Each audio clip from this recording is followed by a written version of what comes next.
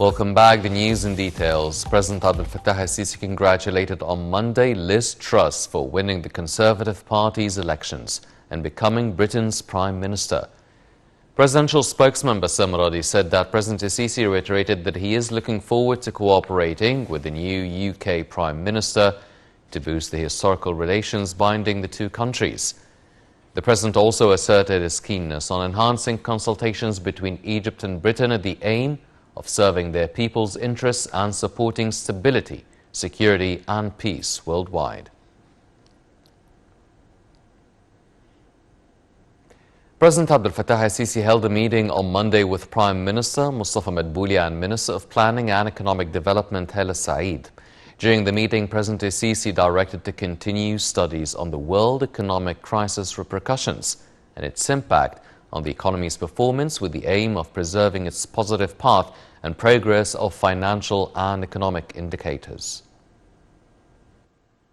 President Abdel Fattah al-Sisi has ordered continuing examining the impact of various global crises on the country's economy performance to figure out expected scenarios so as to ensure maintaining the positive track and economic and financial indicators Egypt has achieved.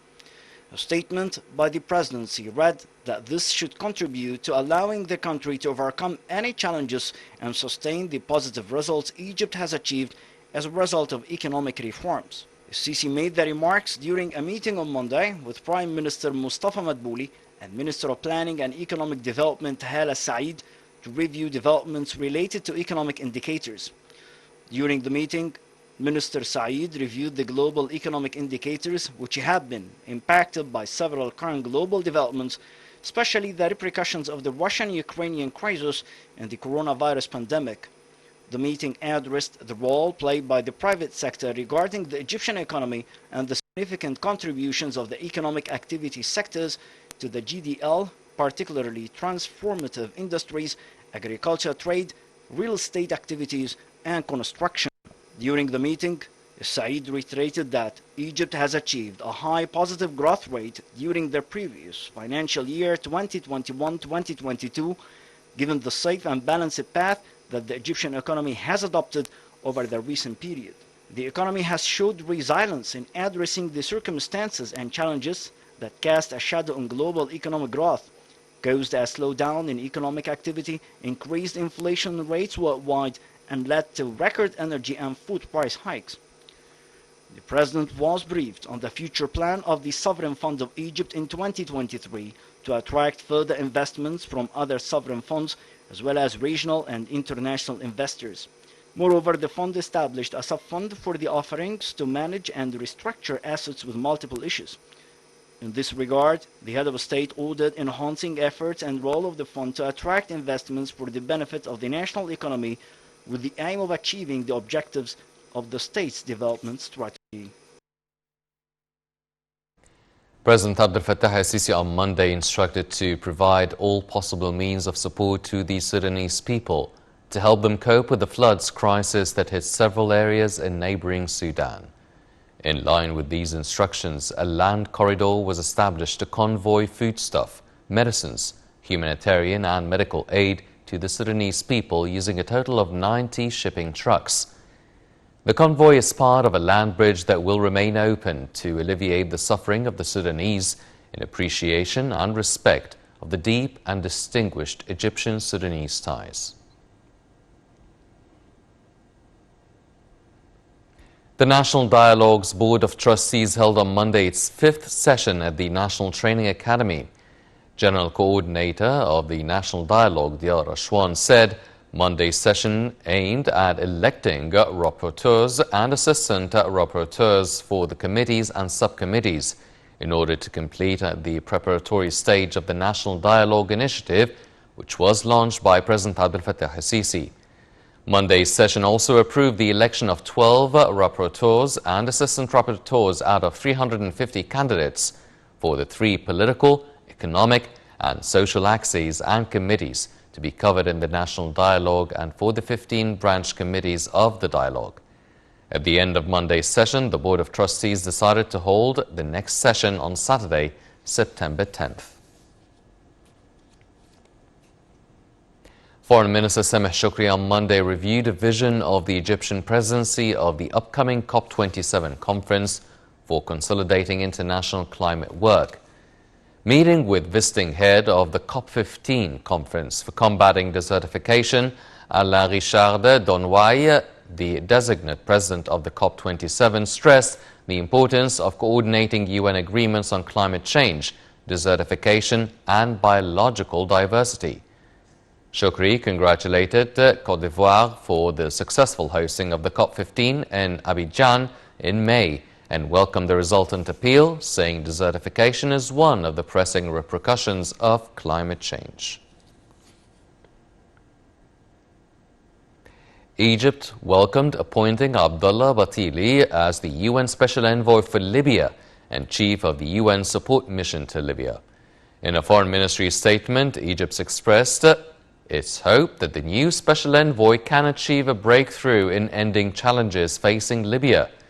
Egypt also reiterated its support of UN efforts to reach a political settlement that ends the crisis till reaching presidential and parliamentary elections as soon as possible, and the withdrawal of all foreign forces and foreign mercenaries and militias.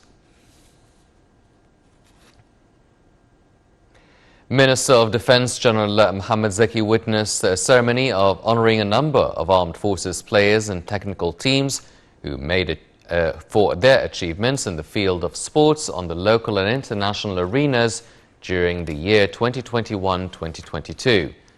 The ceremony was attended by Minister of Youth and Sports Ashraf Subhi and Chief of Staff Lieutenant General Osama Askar.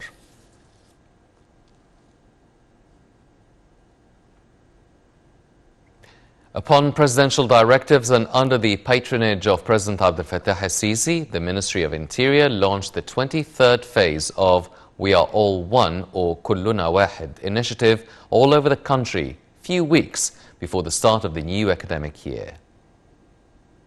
Citizens continue converging on the outlets of We Are All One or Kulluna Wahid initiative that provides high-quality basic and food commodities at affordable prices. The initiative is organized by the Interior Ministry in cooperation with major retail chains that sell basic items at lower prices compared to their counterparts.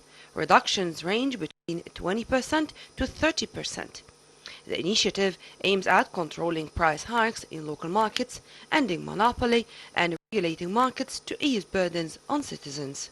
Upon presidential directives and under the patronage of President Abdel Fattah el-Sisi, the Ministry of Interior launched the 23rd phase of We Are All One few weeks before the start of the new academic year.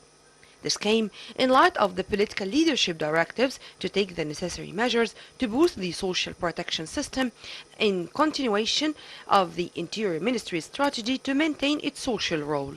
The citizens are able to buy their needs from different outlets nationwide as the initiative is held with the participation of a large number of supply chains. Meanwhile, the Ministry of Interior also resumes affording the citizens with food and non-food commodities in subsidized prices in its main outlets, which covers the country in 1,026 branches.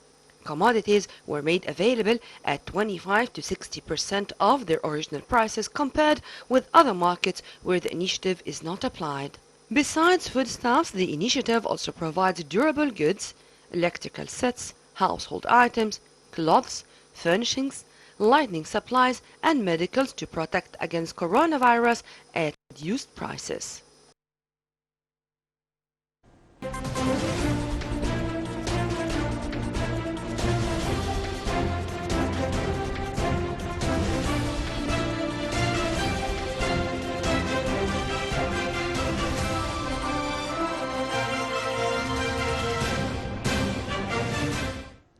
Welcome back. Egypt's stock indices collectively went up in the trading session on Monday after being affected by strong purchasing deals of local investors. The benchmark EGX 30 index went up by 1.7%. The EGX 70 index for small and medium businesses also climbed 1.99%. And the broader EGX 100 also went up by 2.01%. After all indices jumped by strong purchasing deals of investors, the market capitalization gained £11.11 billion to close at £695.31 billion amid transactions of about £4 billion.